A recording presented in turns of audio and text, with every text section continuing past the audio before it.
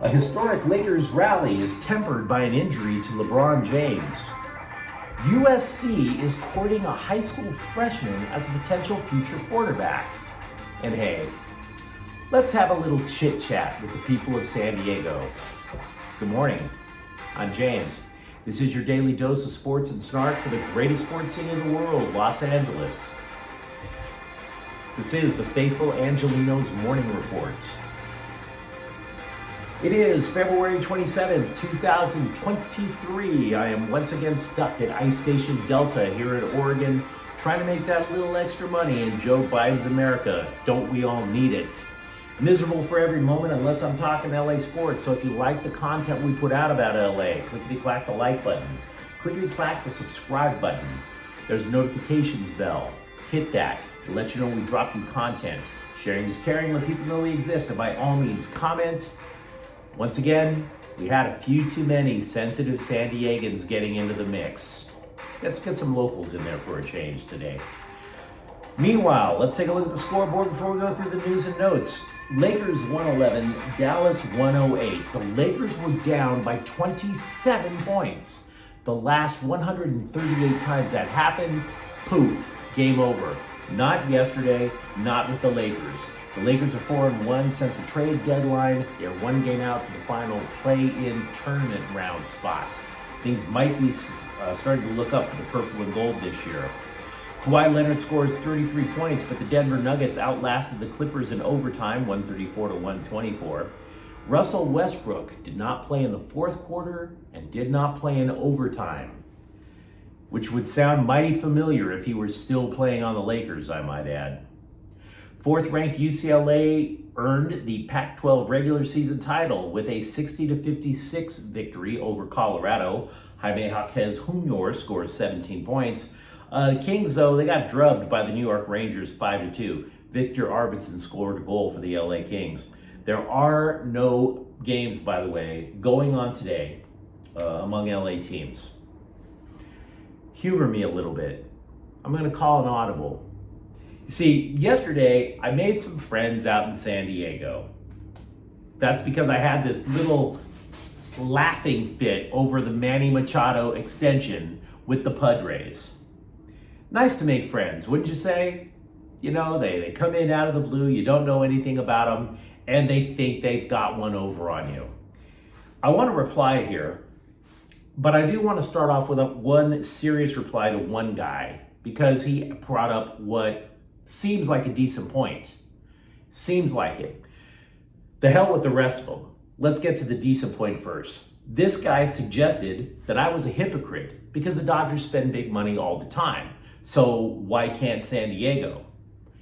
The problem with your point, and I don't mean this to insult you at all, the problem with your point is I never suggested that San Diego shouldn't spend money. I said they're panic buying. That's entirely different. They're spending their money in the exact wrong way. They've spent damn near $1 billion this last offseason, and it's not necessarily to make the team stronger, it's to keep the team as is. Let's talk about Manny Machado for a moment. Does keeping him on your team, do you think he's going to get even better as time goes on, or you're going to be lucky if you maintain the status quo? Right? So do you get better by bidding against yourselves to extend his contract and then add a $50 million raise on top of it? No, it doesn't make your team better. What if you actually dared Machado to test free agency? Either one of two things happen, because not too many people can cut a check for $350 million.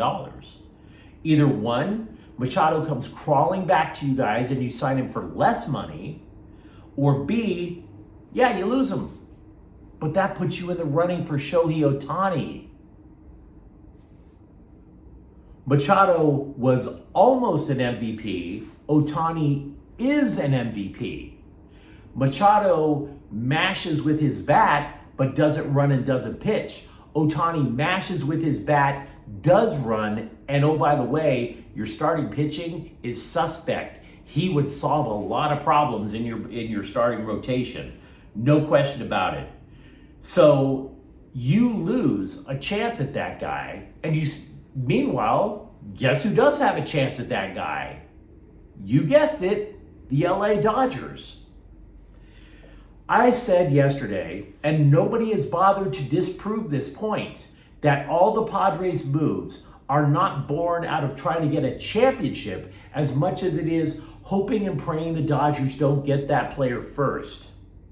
You blew up your entire farm system to try and keep Juan Soto from coming to LA. You gave Xander Bogaerts a ridiculous 14-year contract because you heard LA might want a shortstop. You signed Blake Snell simply because he pitched 5 decent innings against LA. And now you give Manny Machado, a guy who is a known gold bricker, a $350 million contract. For what? All you're doing is cutting fat checks to players who are going to get old relatively quickly. And you put them on a team now that still isn't better than Philadelphia, still isn't better than Atlanta, still isn't better than the Mets, and probably still isn't better than the Dodgers. What did you spend that money on? What did you do?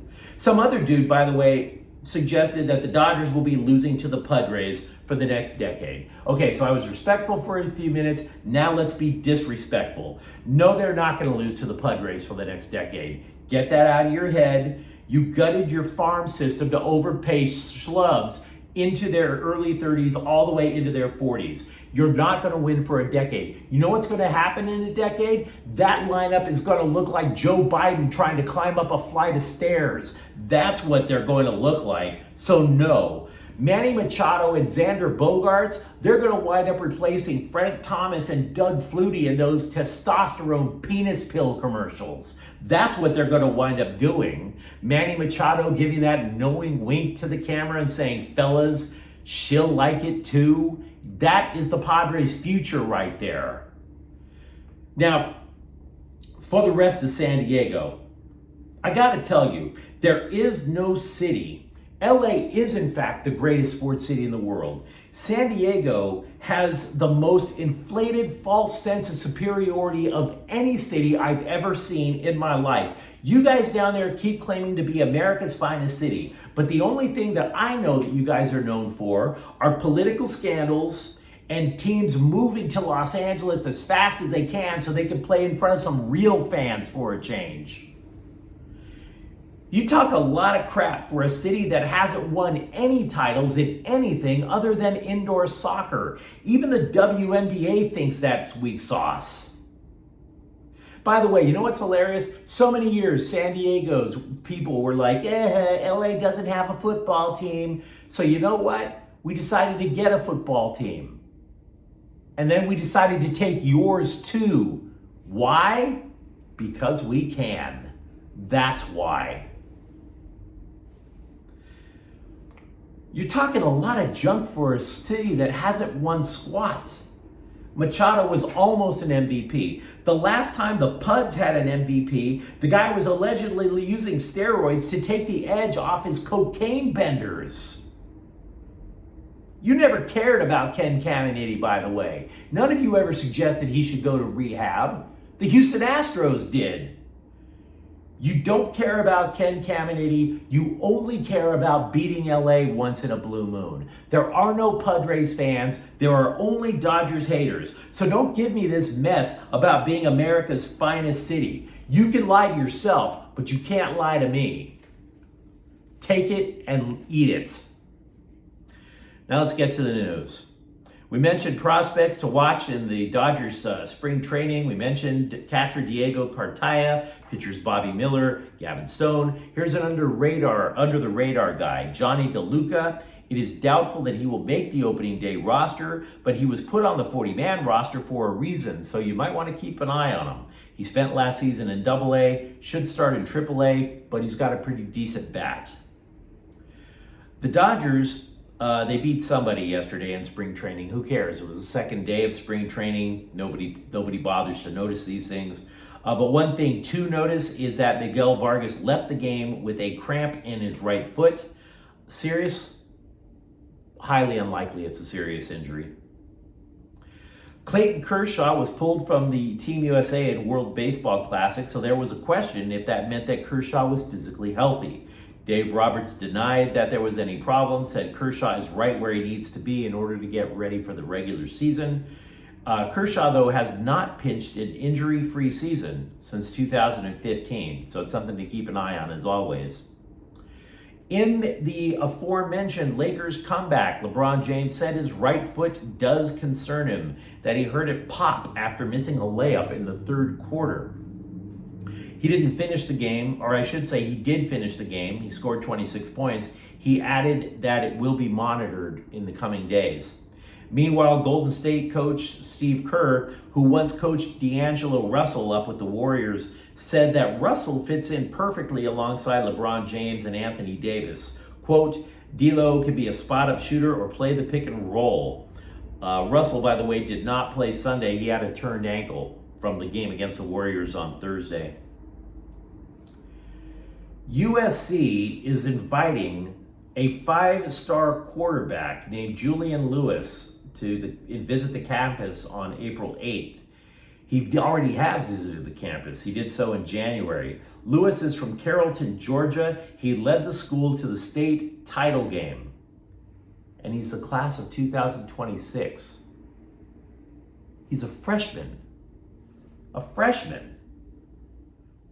How the hell does a freshman quarterback get 5 stars and get recruited by one of the elite quarterback coaches in the country? When did this kid have time to learn anything about football? Preschool? Was he breaking down tape while everybody else was playing with Lincoln Logs? Was he diagramming the RPO while Blue's Clues was playing in the background? What gives?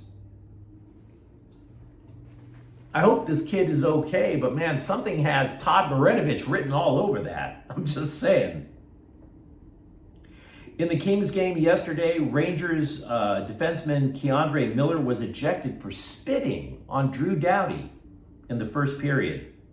Now, the guy could get suspended for doing it. However, he is remorseful, or he's claiming to be remorseful. He met with Doughty after the game. Doughty, admittedly, is a bit of an agitator. He does get under people's skin. Doughty said that he doesn't know if he said anything that would have necessitated vengeance in the form of loogie. We'll find out if the guy gets suspended. Finally, Denver coach Michael Malone, he was talking about the Clippers. He gushed about center Mason Plumlee. The Clippers acquired him at the trade deadline. As for Bones Highland, the guard that the Clippers acquired from Denver, quote, I wish him all the best. Gee, that's heartwarming. Man, there is some stuff that those guys did to each other out in Denver that we don't really know about yet, and I bet it's uglier than what the press has been led to believe so far. Denver does not love them any, Bones Highland, I'm telling you. But you know what I do love? Your comments. I want to hear from you guys about what you think about Dodgers v. Padres in 2023. And if you agree with the idea that this is panic buying from the fine folks of San Diego. Let me know what you think about the Lakers run. And oh, by the way, if you like the content, don't forget to subscribe to Faithful Angelenos. We do talk LA sports every single day here. Thank you for watching. I'm James. We'll be back tomorrow. Faithful Angelenos is a Kian Corte El Queso production. Take care.